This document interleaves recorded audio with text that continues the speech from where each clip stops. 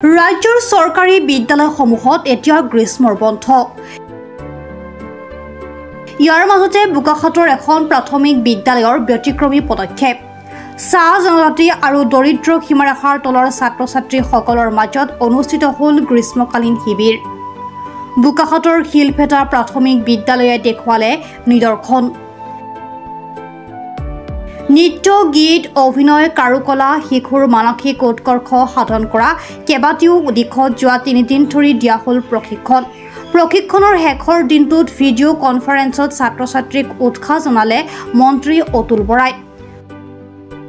বোকাখাতৰ কেইবাগৰাকী প্ৰশিক্ষকে গুণগত বিষয়ত দিলে প্ৰশিক্ষণ।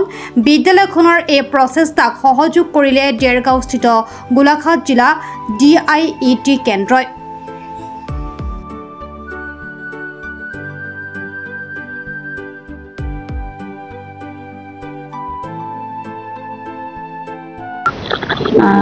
নমস্কাৰ, আহক। আমাৰ গ্ৰীষ্মকালীন শিবিৰ চলি আছে 3 দিনীয়া, আজি শেষৰ দিন। গ্ৰীষ্মকালীন শিবিৰত আপোনাৰ নৃত্য কৰ্মশালা হৈ গ'ল, তাৰপিছত নাটকৰ হৈ গ'ল, কাৰুশিল্পও হৈ গৈছে আমাৰ যোৱাকালি, তাৰপিছত আপোনাৰ চিত্ৰাংকন হৈছে আৰু লগতে আমাৰ বিহুৰ কৰ্মশালা আজি হৈ আছে।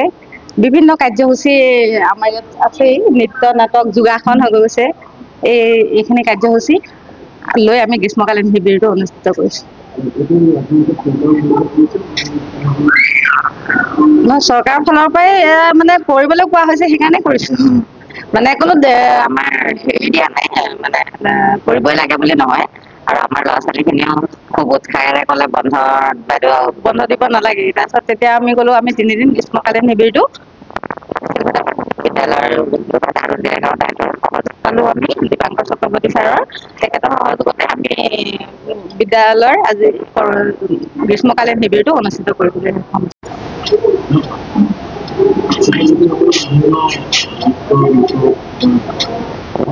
আচলতে আপোনাৰ শিলভেটা প্ৰাথমিক বিদ্যালয়খন এখন মানে অদ্বিতীয় বিদ্যালয়। গোলাঘাট জিলাৰ এটা লেখত ল'বলগীয়া এখন বিদ্যালয়।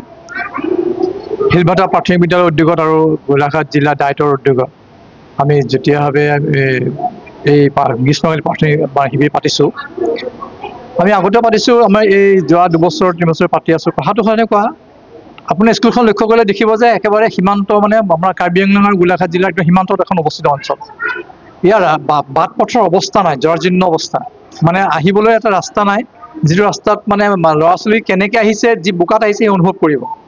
আৰু তেনেকৈ ধৰণে দায়িত্বে আমিও আৰু শিলভেটা আমি দুইখনে যুগ্মভাৱে ভাবিছোঁ যে এই অঞ্চলৰ যিবিলাক ল'ৰা ছোৱালী আছে, আপোনালোকে যদি লক্ষ্য কৰি দেখিব, এই অঞ্চলত আজি বিহু শিকাইছে আপোনাৰ মুনীন গগৈ, আমাৰ দায়িত্বৰ মুনীন গগৈ ডাঙৰীয়াই। এদিনৰ বিহু শিক্ষা তেওঁলোকক দিয়াৰ পিছতে ইমান ধুনীয়াকৈ ল'ৰা ছোৱালীখিনি আয়ত্ব কৰিব পাৰিছে, সেইটো অদ্বিতীয়, কিন্তু মানে অতুলনীয় আৰু অদ্বিতীয়।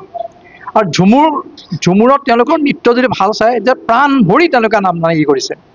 আমি ইয়াত আৰ্টৰ কথা দিছোঁ, ঝুমুৰ শিকাইছোঁ, এক্সাৰচাইজ কৰাইছোঁ, ড্ৰামা শিকাইছোঁ, কবিতা আবৃত্তি হৈছে, গানৰ প্ৰেক্টিচ কৰাইছোঁ, বিভিন্ন ধৰণৰ যিমানখিনি দিব পৰা যায়, মানে শিশুৰ সৰ্বাংগীন বিকাশৰ কাৰণে যিখিনি কৰিব পৰা যায়, গ্ৰীষ্মকালীন শিবিৰত আমি সেইটো দিবলৈ অপ্ৰাণ চেষ্টা চলাইছোঁ।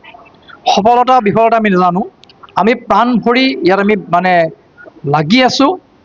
এই বিদ্যালয়ৰ সন্মানীয় মানে প্ৰধান শিক্ষয়িত্ৰী আমাৰ নন্দিতা ৰাজপুত, এই বিদ্যালয়ৰ পৰিচালনা সমিতিৰ সভাপতি আমাৰ ৰাজু সোণাৰ ডাঙৰীয়া, বিদ্যালয়ৰ সন্মানীয় শিক্ষাগুৰুসকল, ইয়াৰ ৰাইজ যি ধৰণে ওতঃপ্ৰোতভাৱে ইয়াত জড়িত আমাক সহায় কৰিছে, আমি মানে অভিভূত।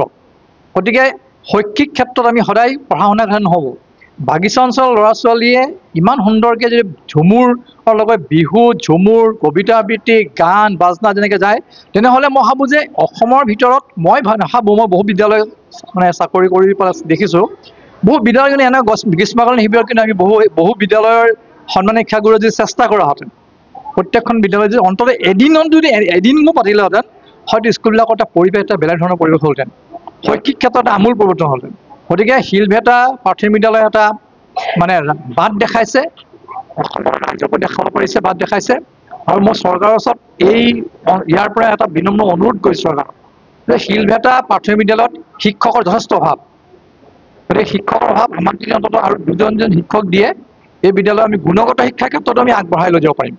ছাত্ৰ ছাত্ৰীসকলৰ শৈক্ষিক ক্ষেত্ৰৰ লগতে আমি যিবিলাক আপোনাৰ সাংস্কৃতিক দিশ আগবঢ়াই লৈছোঁ শিক্ষাগত আগবঢ়াই যাম গতিকে চৰকাৰে মোৰ অনুৰোধ আমাক শিক্ষক দিয়ক শিলভেটা বিদ্যালয় অসমৰ ভিতৰত এখন অদ্বিতীয় বিদ্যালয় বনোৱাৰ আমাৰ আশা মানে আমাৰ ইচ্ছা আছে এইখন স্কুল নহয় এখন আশ্ৰম বনোৱাৰ ইচ্ছা আছে গতিকে শিক্ষক দিয়ক আৰু ৰাস্তা দিয়ক আৰু শিলভেটাৰ ল'ৰা ছোৱালী এদিন আপোনালোকে দেখিব নীলিম আকাশত কিন্তু সিহঁতৰ ধ্ৰুৱতাৰ হয়তো জিলিকি থাকিব তেওঁলোকৰ কালচাৰ ধন্যবাদ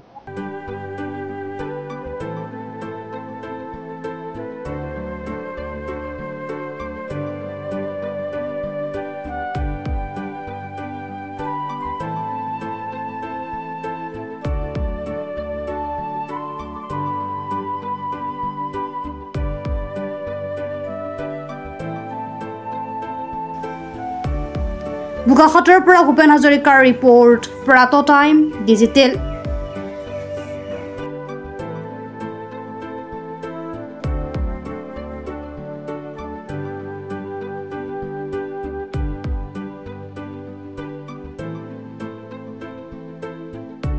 অসমৰ সংবাদ জগতখনৰ বাবে এক সুখৰ খবৰ আপোচবিহীন ৰাইজৰ কণ্ঠ সাপ্তাহিক কবচ পুনৰ এবাৰ অসমৰ ৰাইজৰ মাজলৈ স্বত্বাধিকাৰী প্ৰণীতা কলিতাৰ দ্বাৰা প্ৰকাশিত আৰু আপোচবিহীন একাংশ নপুৰণি অভিজ্ঞতাপুষ্ট সাংবাদিকৰ দ্বাৰা প্ৰচাৰিত তথা eco printing press Guwahati Katabari গড়চুকত মুদ্ৰিত সাপ্তাহিক কবচ এতিয়া অসমৰ বিভিন্ন প্ৰান্তত উপলব্ধ আমাৰ ঠিকনা মুখ্য কাৰ্যালয় অসম ফৰেষ্ট স্কুল হৰি মন্দিৰ পথ গুৱাহাটী আৰু উপ কাৰ্যালয় Kalita market Bijoynagar Kamrup Assam mobile number হৈছে 9435114666 70024728813 আমাৰ ইমেইল আইডি হৈছে kobos2025@gmail.com